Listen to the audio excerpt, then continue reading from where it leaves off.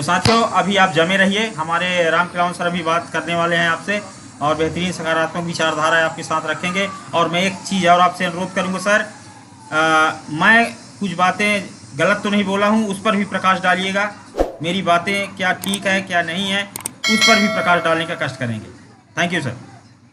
बहुत बहुत धन्यवाद सर जी। आज के कॉन्फ्रेंसिंग में जुड़े हुए एवं समस्त भारत के जो लाइव मीटिंग में जुड़े हुए हैं सभी सम्माननीय भाइयों एवं बहनों, सभी को मेरा नमन, सत सत नमन। मैं राम किलावन अरे नगरिया, मीटिंग खत्म नहीं हुआ अभी? कोरबा चल रहा छत्तीसगढ़ से। देखिए संचालक महोदय जी बहुत ही अ, आपके सामने में बहुत ही सुंदर ढंग से प्रत्येक क्षेत्र पर है। उन्होंने हर एक टॉपिक पर बात किया है जो अनुकरणीय है। हम उनकी बातों पर बहुत सारी चीज़ों को सीखना चाहिए उनकी बातों से।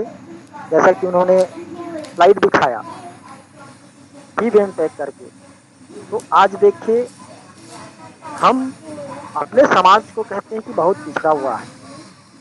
घबराए नहीं दोस्तों, अक्सर घने अंधेरे के बाद ही चमकदार रोशनी दिखाई देती है।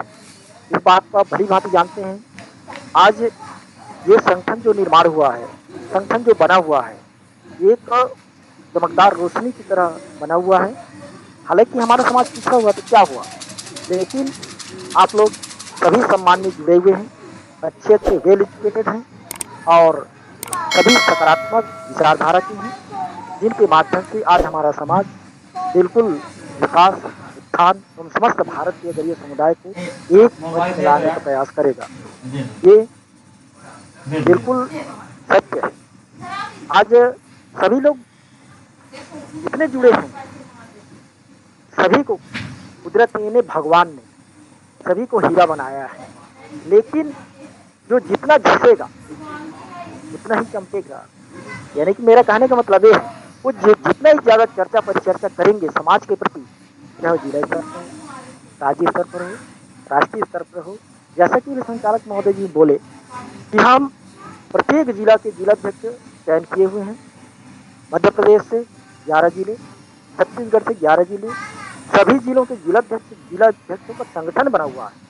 उस संगठन के प्रत्येक जिला के जिलाध्यक्ष से ये कहा गया है, निवेदन किया गया है कि अपने अपने जिले की जो समस्याएं हैं, चाहे वो संवैधानिक हो, चाहे वो सामाजिक हो, चाहे किसी भी क्षेत्र के हो, ये जो समाज संगठन के द्वारा उस समस्या का निवारण किया जा सके, ऐसी समस्याओं को आप हमारे इस संगठन के बीच में रखिए।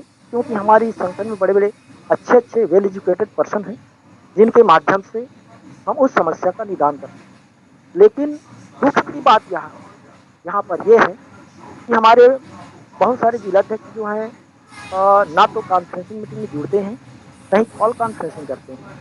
उनको ये भी कहा गया था कि हम यदि बहुत व्यस्त रहेंगे फिर भी मानते हैं कि जिलाध्यक्ष के बातों को लोग सुनना नहीं चाहते, लेकिन 2-4 बाहर के लोगों को, अदर स्टेट या अदर जिले के लोगों को जोड़ें तो उनके बातों को सुनने लगते हैं। इसलिए हम चाहते, थर्ड पर्सन की बातों को ज़्यादा मानते हैं। इसलिए हम चाहते हैं कि जिलाध्यक्ष, प्रत्येक जिलाध्यक्ष अपने जिला की समस्याओं को या उनके बीच में जो भी हमारे संगठन की गतिविधियां हैं उनको रखने से पहले हम, जैसे कि संचालक महोदय जी हैं, हमारे जसपुर के जिलाध्यक्ष हैं, जैसा कि मैं हूँ और अच्छे अच्छे वेल एजुकेटेड पर्सन हैं, सभी लोगों को कॉल कॉन्फ्रेंसिंग में जोड़ करके चर्चा उनको सुनावें और इस संगठन की जो गतिविधियां हैं उसके बारे में, जो उद्देश्य है उसके बारे से सुनावें, तो उनके ऊपर बिल्कुल प्रभाव पड़ेगा। लेकिन आज तक हमारे जिलाध्यक्ष हैं, उनको शायद कोई परिस्थिति में है या फिर उनको समय नहीं मिल पाता, ये मैं नहीं कह सकता। लेकिन दुख की बात यह है कि वो जुड़ नहीं पाते हैं। हमने बहुत देखे कि किसी को दिखाते नहीं, मेहनत इतनी खामोशी से करो। मेरा कहना है कि मेहनत इतनी खामोशी से करो कि कामयाबी ही शोर मचाती है। हमें शोर मचाने की जरूरत नहीं है कि हमने ये किया, हमने यूट्यूब में डाला, हमने वो किया, बिल्कुल करने की जरूरत नहीं। जिस प्रकार से भी संचालक महोदय जी बोल रहे थे कि हमने, हमारे पास वेबसाइट है, हमारे पास फेसबुक है, हमारे पास टेलीग्राम है, हमारे पास व्हाट्सअप है, सारी चीज की व्यवस्था है। उस व्यवस्था किसके लिए है? हमारे समाज के लिए है।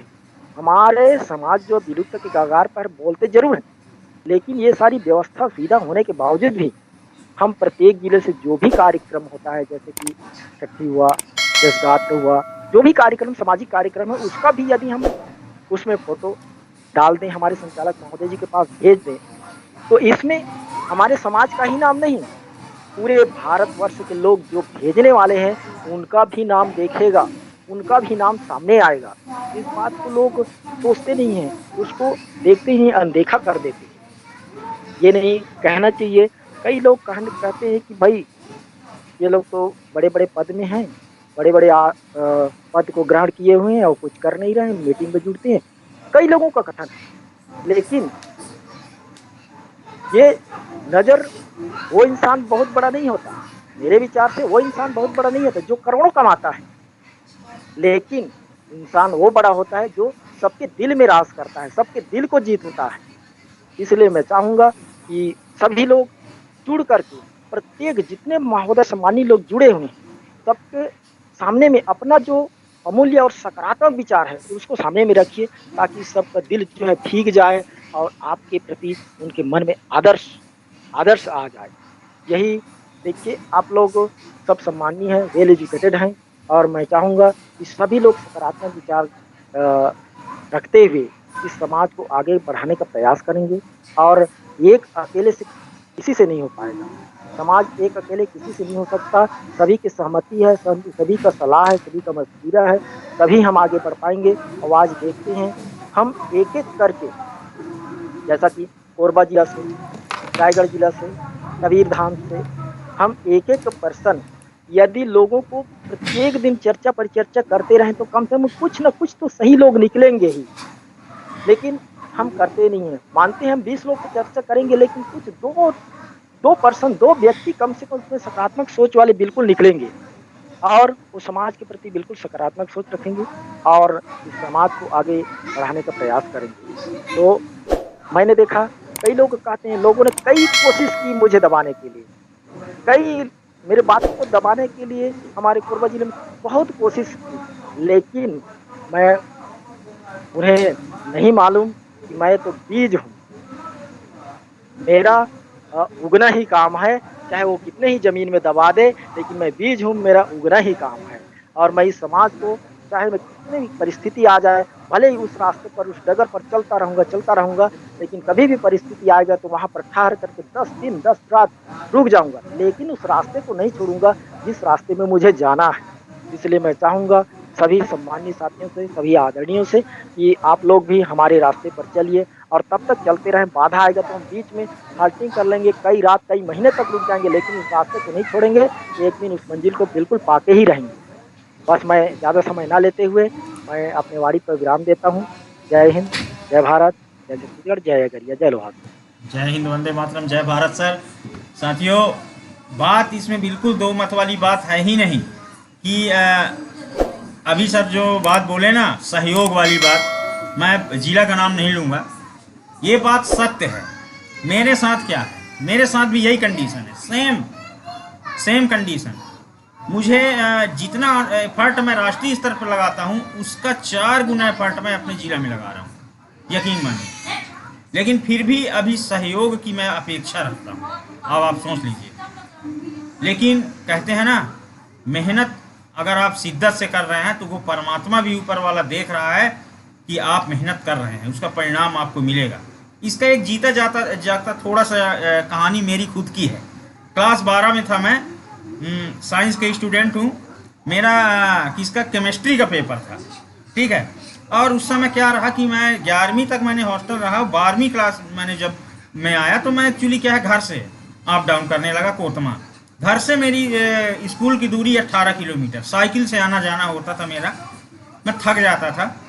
तो एक्चुअली क्या हुआ, मेरी एक विशेष खासियत रही है कि जो पेपर है, उस पेपर को है जो मैं याद किया हूँ, उसको मैं एक बार अगर जब तक लिख नहीं लेता था तब तक वो मुझे याद ही नहीं रहता था कि मैंने क्या पढ़ा है।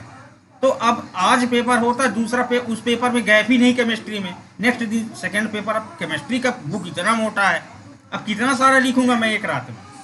मैं एक्चुअली क्या किया, इतना टेंशन टेंशन टेंशन टेंशन पूरे टेंशन में पढ़ना ही पलटता रह गया। पूरी रात मेरे पिताजी, मेरे माताजी, सारे लोग परेशान, तुम सो जाओ, तुम तबीयत बिगड़ जाएगा। अब मैं टेंशन में काहे को नींद आए, न लाइट, बस कंडील जलता रह गया और मैं पन्ना पलटाता रह गया। लेकिन मैं बहुत ही उदास था। सुबह पेपर का टाइम था 7 बजे से, मैं 6 बजे खाना हमारी माँ ने निकाल दिया कि तुम खाना खा लो, रोटी बना दी। जैसे मैं बोला, मैं स्पष्ट बोल दिया कि आज लगता है मेरा पेपर नहीं बनेगा और इसमें मैं फेल हो जाऊंगा। क्योंकि मैं उनको बताया, क्योंकि जब तक मैं अपने याद किए हुए को एक बार मैं लिख नहीं लेता हूँ तब तक मेरे से बनता नहीं है। तो आज तक मेरे पिताजी और मेरे अम्मा की बात आज तक मेरे को याद है कि अगर तुम मेहनत किए हो तो वो ऊपर वाला भी देखता है और उसका परिणाम सकारात्मक होता है। तुम्हारा पेपर कभी नहीं बिगड़ेगा, जाओ, ये आशीर्वाद है।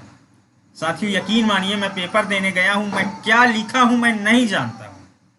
आज वो दिन मेरे को नहीं भूलता कि मैं वाकई में क्या लिखा हूँ। और अपने माँ बाप की मैं इस बात को नहीं भूलता हूँ कि अगर तुमने साल भर अपना दिल से मेहनत किया है तो उसका परिणाम तुमको ऊपर वाला भी देगा। और सबसे ज़्यादा नंबर मेरे को आए तो उसी केमिस्ट्री में ही आया। सोचिए, वही उदाहरण मैं आपको देना चाह रहा हूं। अगर आप शिद्दत से मेहनत करते हैं किसी कार्य के लिए, आप अपने जिला में, आप अपने राज्य में, आप अपने राष्ट्र में, उसका परिणाम आपको डेफिनेटली मिलेगा। हम जिस रास्ते पर चलते हैं वहां आपको गिराने वाले मिलेंगे, आपको बैक करने वाले मिलेंगे, आपका हौसला कमजोर करने वाले भी मिलेंगे। लेकिन कहा ना सर ने अभी, रास्ता नहीं छोड़ना है, रास्ता नहीं छोड़ना है। हम भले वहाँ ठहर जाएं, रुक लें, पानी पी लें, खाना खा लें, 2-4 दिन रुक के आराम से टेंट लगा लें, तंबू लगा लें, रुक जाएं। लेकिन हम ये कहें कि भैया रास्ता ही बदल लें, तो रास्ता बदल देंगे तो आप अपनी मंजिल को प्राप्त नहीं कर पाएंगे। इसलिए ऐसी सोच के साथ आगे बढ़ना है हमको। तो बहुत बहुत धन्यवाद हमारे राम खिलावन सर का।